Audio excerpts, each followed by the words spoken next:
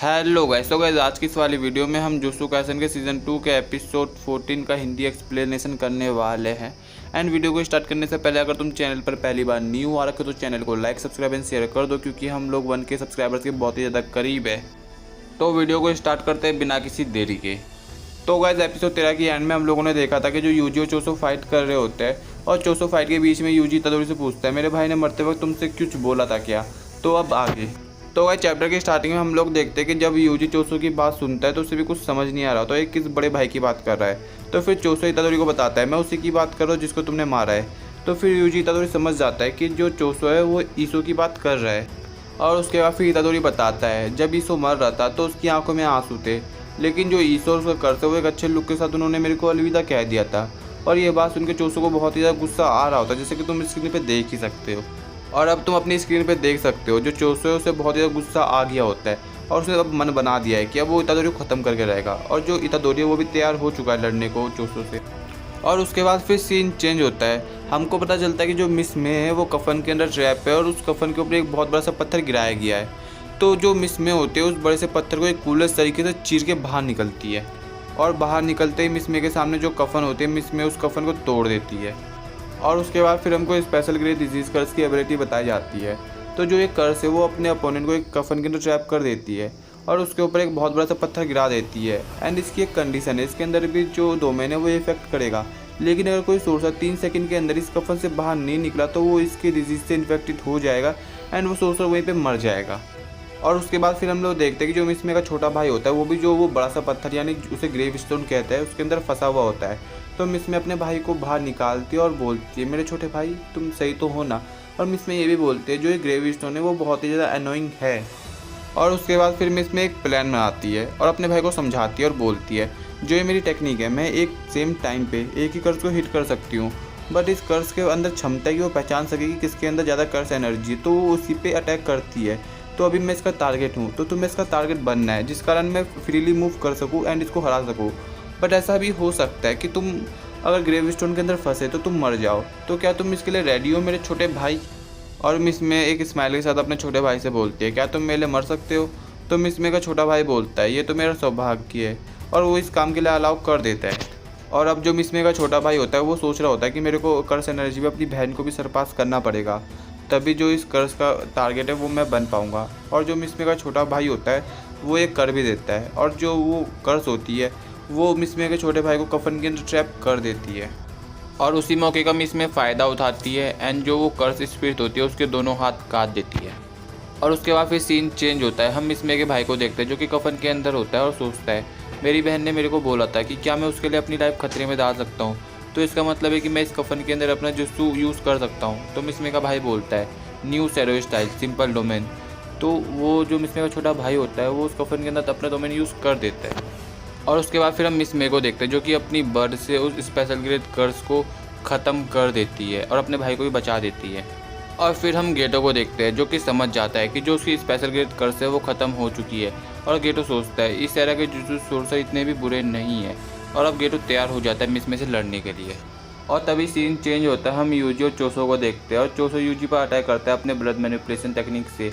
और जब यूजी उस अटैक को देखते हैं तो वो सोचता है कि ये जो बंदा है वो मुझसे बहुत ज़्यादा दूरी बना रहा है, और मेरे को भी पता नहीं कि मैं इस अटैक को डॉज कर भी पाऊँगा या नहीं, बट अगर ये अटैक मेरे पे लगा मैं तुरंत वहीं पर ख़त्म हो जाऊँगा।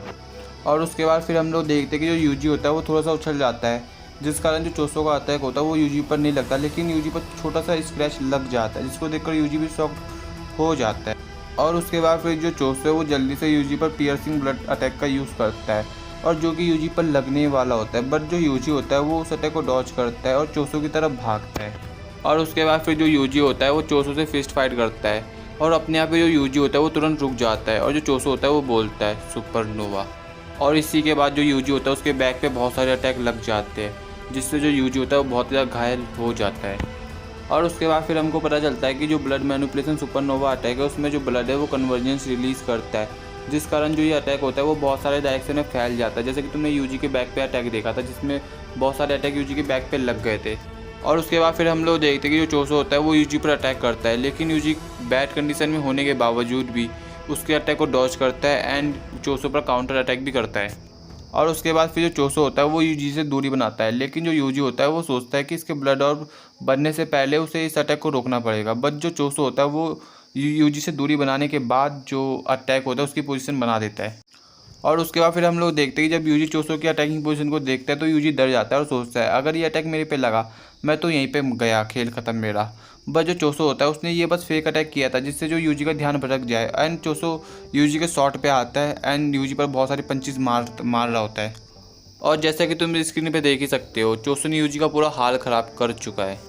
और उसके बाद फिर हम लोग देखते हैं कि चोसो यूजी को बहुत मारने के बाद अपना सबसे पावरफुल अटैक करता है जो होता है कन्वर्जेंस पियर्सिंग ब्लड। और इस अटैक को यूजी बड़ी मुश्किल से डॉज कर देता है। और जो यूजी ने अटैक डॉज किया था उसको देखने के बाद चोसो बोलता है ताकतवर तो हो तुम। और तभी हम लोग देखते हैं कि यूजी के पॉकेट से कुछ बचता है और बोलता है हेलो, और वो और कोई नहीं मिकामारू होता है और बोलता है क्या चल रहा है यहाँ पर। और उसके बाद फिर जब इतादोरी मिकामारू की आवाज़ सुनते हैं तो मिकामारू को बोलता है तुम इतने लंबे समय तक थे कहाँ पे, और मेरे को कुछ समझ नहीं आ रहा कि मेरे को क्या करना चाहिए चोसो के सामने। तो उसके बाद फिर जब मिकामारू चोसो को देखता है तो वो बोलता है ब्लड मैनिपुलेशन। तो इतादोरी जब मिकामारू की बात सुनता है तो बोलता है तुम जानते हो इसके बारे में। तो फिर मिकामारू बोलता है ये कामो फैमिली की टेक्निक है, कर्स टेक्निक है। और उसके बाद फिर मिकामारू बताता है जो ब्लड मैनिपुलेशन टेक्निक है वो एक ट्रेजर कर्स टेक्निक है जो कि family to family pass down होता है कामो फैमिली में। एंड इस तरह के सोर्सर को हराना बहुत ज़्यादा मुश्किल है क्योंकि close range, mid range and long range तीनों में इनका जो पावर लेवल होता है वो बैलेंस होता है। एंड मेरे को तो नहीं लगता कि जो चोसो की कोई भी मतलब वीकनेस होगी। एंड जो चोसो है वो सफ़र भी नहीं कर रहा ब्लड लॉस से, तो इसकी कोई भी वीकनेस नहीं है। तो जब इतादोरी चोसो की बातें सुनता है तो बोलता है thank you for information. And Choso उसी वक्त इतादोरी पर अटैक करता है एंड इतादोरी उसके अटैक को डॉज करता है। और उसके बाद फिर इतादोरी मिकामारू से बोलता है हमको जल्दी से बाथरूम की तरफ आगे बढ़ना पड़ेगा। एंड मेरे दिमाग में एक आइडिया आया बट मैं श्योर नहीं हूँ कि ये इसका वीक पॉइंट हो भी सकता है या नहीं। एंड अगर ये प्लान काम नहीं करा तो हम मर जाएंगे। और उसके बाद फिर इतादोरी जल्दी से बाथरूम की तरफ आगे बढ़ता है एंड जो चोसो होता है वो भी इतादोरी का पीछा करता है। और उसके बाद फिर हम लोग देखते हैं कि जब चोसो बाथरूम की तरफ पहुंच जाता है तो उसे एक सेकंड वॉइस सुनाई देती है और वो वॉइस और किसी की नहीं मिकामारू की होती है। तो चोसो अब सोच रहा होता है कि मैं इतादोरी को हल्के में नहीं ले सकता क्योंकि इसने मेरे भाई को हराया है, तो ये बेवकूफ़ तो होगा नहीं, अब मेरे को थोड़ा अलर्ट रहना पड़ेगा। एंड जो मिकामारू होता है वो बोलता है बाथरूम के अंदर होके कि तुम आ रहे हो। तो फिर जो चोसो होता है बोलता है तुम कौन हो। और उसके बाद फिर मिकामारू चोसो को बोलता है कायर हो तुम अपने भाई की तरह। और ये सुनने के बाद तुम चोसो का रिएक्शन देख ही सकते हो, उससे बहुत ज़्यादा गुस्सा आ गया होता है अब। और उसके बाद फिर जो मिकामारू की मॉल को वहाँ पे जो चोसो होता है फेंकता है एंड जहाँ पे यूजी इतादोरी होता है वो वहाँ की तरफ बढ़ रहा होता है आगे और वहाँ पे पहुँच जाता है। एंड हम देखते हैं कि वहाँ पे भी जो मिकामारू होता है बोलता है तुम दोनों भाई एक दूसरे से बहुत ही ज़्यादा प्यार करते हो इसलिए तुमको बेवकूफ़ बनाना बहुत ही ज़्यादा आसान है। एंड गाइस यहाँ पे जो मिकामारू होता है वो आग में घी डालने का काम कर रहा है फुल्ली।